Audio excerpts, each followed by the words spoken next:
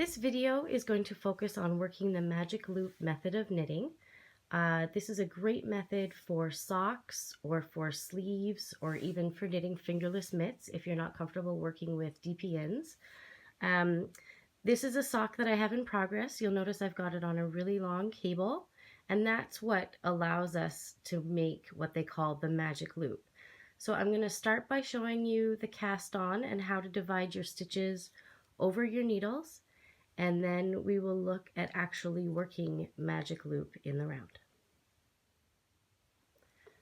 So starting out with magic loop in the round, you can begin any of number of ways. When I start, for example, the top of a sock, I really like to use the German twisted cast on method.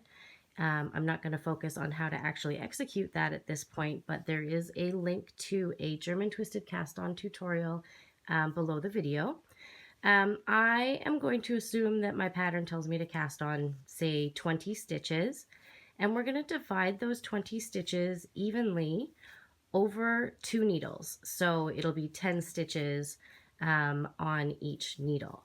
So I'm just going to go ahead and continue casting these on, and when I'm at 20 stitches, I'm going to show you how to divide them.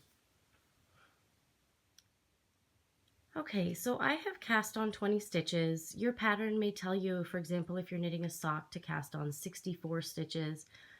So just cast on the correct number of stitches as per your pattern in the method that they recommend.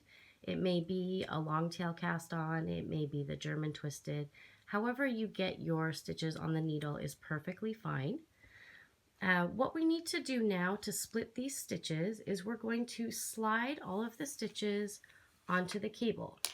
I usually try to find about the center of the cable, just because it's easier to fold. I've got a knot in my needle. It's a far easier thing to fold the cable at the midway point than when you're closer to the needles. So what I'm going to do is I'm going to count out, starting at the end where there is no working yarn attached, I'm going to count out half my stitches. In this case, it's 10. So 2, 4, 6, 8, 10. Obviously, you will count to your middle point of stitches. And you maybe can't tell, but I've got my working yarn, or my cast on tail, the shorter tail, on what I would think of as the top. It's closer to you. And the working yarn is on the back side. That's important when we fold our needles. So we're counted to the middle point of our cable. Just going to kind of pull those stitches apart, and now we're going to fold our cable and pull it through that gap between the 10th and the 11th stitch, or whatever your numbers are. I'm now going to pull that cable, and as I do that, I'm going to be twisting the yarn, or twisting the needles, I guess I should say, so that they point to the right. Again, your working yarn is in between your needles. The tail is on the outside, and your needles are pointing to the front. You want to make sure that your working yarn is not attached to any of the stitches on the front needle. So we're now going to push the stitches that are closest to us onto the needle so that they're ready to work. And what we want to do is pull the back needle out so that all of our stitches on the back are sitting on the cable. We pull this out far enough that we can start knitting that first stitch. Before we knit that first stitch, however, we want to make sure that our working yarn is over the back of the needle.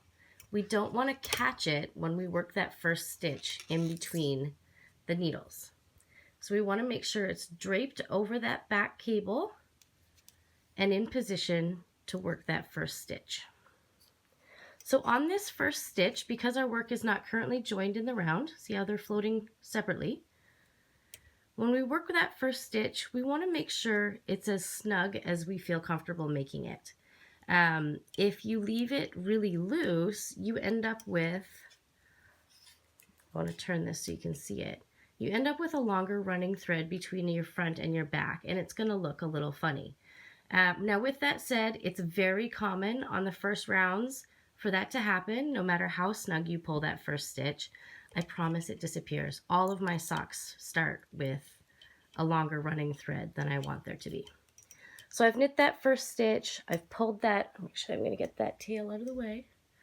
I've pulled that working yarn nice and snug, and now I'm going to knit across the front of the needle. And you can see that there is a big loop on this side and a big loop on this side, and that's our magic loop. That's what it looks like when you're working. You get kind of like an infinity symbol or a floopy 8. I'm not really sure how to describe it accurately. But essentially, we're just going to knit across the row, and you would knit in pattern if it was a 1x1 or a 2x2 rib. I'm simply going to show you knitting. And when we get to the end of that first needle, we're obviously going to run out of stitches. So now we've knit across the front needle. We can drop our left needle.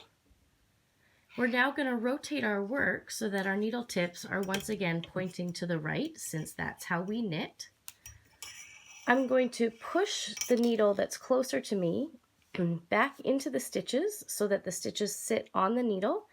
And because we pulled that first stitch really tight when we worked that first stitch over here, it's going to be very hard to push those stitches in. So I recommend pulling the back needle out so that your stitches sit on the cable, and now it should be easier to move these stitches. So once again, we're making sure that our working yarn is over the cable on the back needle. We've pulled our needle out nice and long so we can bring it around to work that first stitch, and we're just going to continue working in the round. You don't need to pull tight at this end. I highly recommend trying to keep your tension as consistent as possible, and that way you should hopefully avoid ladders. I know a lot of people feel that pulling tight gives you a better chance of avoiding ladders. It's actually the opposite. Just try and keep a nice even tension. Okay, so I have knit to the end of my needle, and the reason I know I've completed a round is my working yarn attached to my fingers and my cast on tail are at the same end. That's how you know you've completed one round. If you were to put your work down and come back and you found that your working yarn was at the opposite end from your cast on tail, it would simply mean that you were not completed a round and you need to finish it. So that's how you work one at a time magic loop. Remember, I've got a tutorial below in the comments on how to work a German twisted cast on. Thanks for joining me, and happy knitting!